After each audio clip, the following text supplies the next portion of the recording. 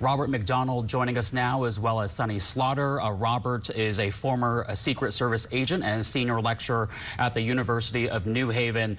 Sonny Slaughter, a law enforcement and litigation expert. Robert, want to start with you. At this point in the investigation, what is law enforcement doing right now? We know that they're trying to clear that scene as quickly as possible and, of course, collect the evidence as they process this situation.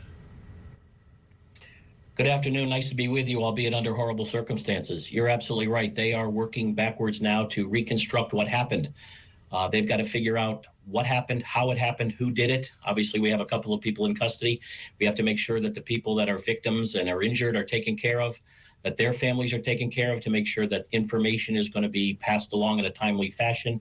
The people who have been separated from loved ones or from other family members need to be reunited. And then other officers, like you said, are working on the evidence collection and putting together the crime scene to make sure that all of the evidence is collected properly, and so that the chain of custody of that evidence can begin to ultimately prosecute this case down the road. And Sonny, so we know at this point 2 people are in custody. Who they are, motives allegedly for being part of this, that is all unclear. What are the questions that law enforcement are asking right now to try and learn information?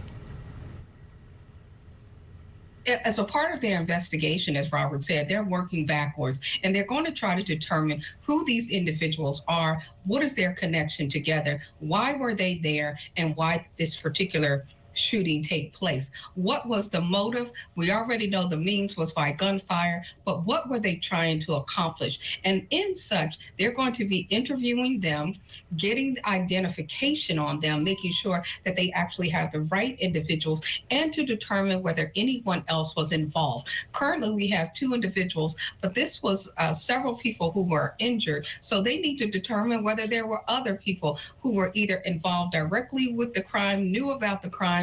So they're going to actually go back and do some investigation to homes, who people knew, when they knew it, if they have a criminal history, and try and put the pieces together. Robert, want to bring you back in. Some of our Scripps News colleagues there in Kansas City covering that parade and rally, recounting the horror of today's events, some having to duck and run for their lives. We know that Kansas City, this area already had a heavy law enforcement presence because of the parade and the rally. So let's talk a little bit about the initial response, and hate to say that you never want something like this to happen, but if it were to happen, having police in that area already certainly gave them a leg up. Right. Based upon the planning for this type of celebratory event, you're going to have a number of personnel, assets, and infrastructure in place to prevent some things like this from happening. Obviously, as we see today, weren't able to prevent this from happening, but there was a plan in place. I'm sure there were tabletop exercises conducted, all sorts of pre-planning in place to figure out how to take care of things if things happened like they did today. Ambulances on standby.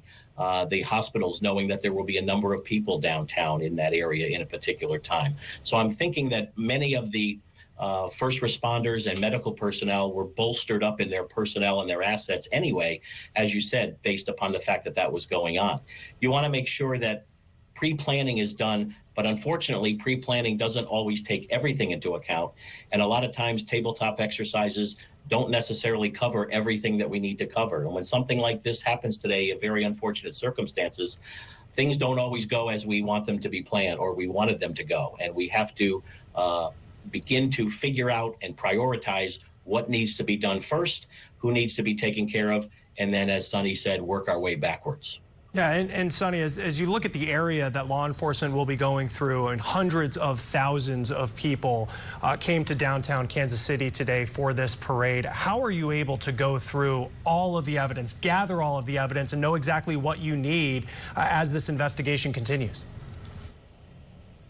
Well, part of it is training. The other part is confidence. And as Robert said, they were already prepared. This is a type of critical gathering that they prepare for. And although everything cannot be in play, they already knew who command would be in case something happened. So they didn't have to do that. They already had individuals immersed in the crowd that may not have had their uniforms on, but were a part of a lookout team. So wherever the initial shooting happened, they're going to try to start there, try to gather that evidence. And because they were downtown, there's going to be a lot of footage and cameras and everything that they have to go through.